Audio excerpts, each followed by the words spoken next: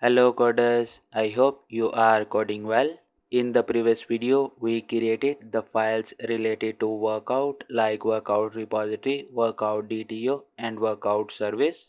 And after this, we created post workout method as well in our workout service. And in today's video, we will create workout controller and we will complete our post workout API call. And after this, we will test this API call in the Postman. So let's get started. So in our Spring Boot application, first of all we need to create workout controller, and to do this we will right click on this controller package and we will choose new Java class and we will name this class as workout controller. And after this we will annotate this class with @rest controller annotation, and after this annotation we will add the annotation of request mapping, and for the URL we will give it as /API. And after this, for the args constructor we will add @required args constructor annotation from Lombok, and at the end we will add the annotation of cross origin, and for the URL we will give it as static.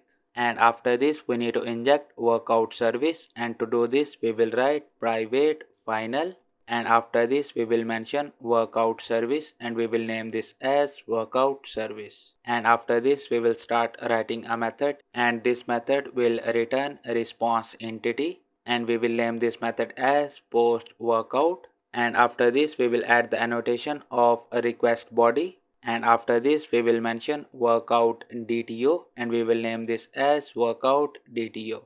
And after this, in the body of this method we will write a try block, and in this try block we will write a return statement, and after this we will use response entity and we will call OK method, and in this we will use our workout service and we will call post workout method, and in the params of this method we will pass workout DTO.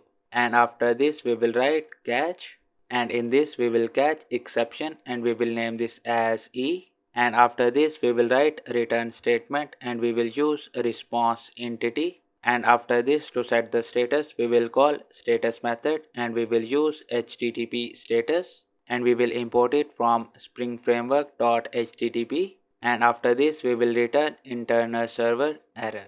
And after this, to set the body we will call .body method, and for the message we will give it as something went wrong, and at the end we will annotate this method with @post mapping annotation, and for the URL we will give it as /workout. And with this our post workout API is completed. Now let's run our application.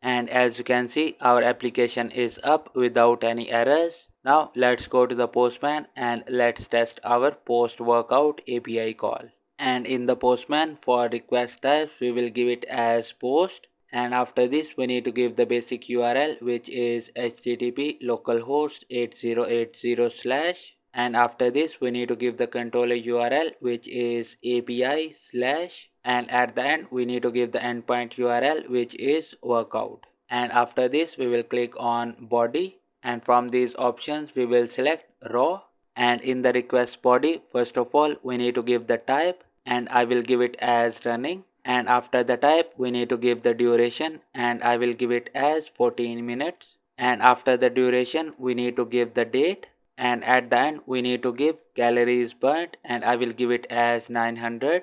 And after this, to call the API, let's click on this send button, and as you can see we got 200 OK, and in the response body we got the created workout and we can see that it has the ID as 1. And now let's go to the MySQL workbench and let's verify this entry. And in the MySQL workbench we will open fitness tracker DB, and after this we will open the tables, and after this to view the data of the workout table we will click on this icon, and as you can see in this table we got one record with the ID 1, and after this for the calories burned we got 900, and for the duration we got 14, and for the type we got running which we just gave in the Postman. And that's it for today's video. In the next video we will create a new component and route for the workout, and then we will create a reactive form as well in our Angular application.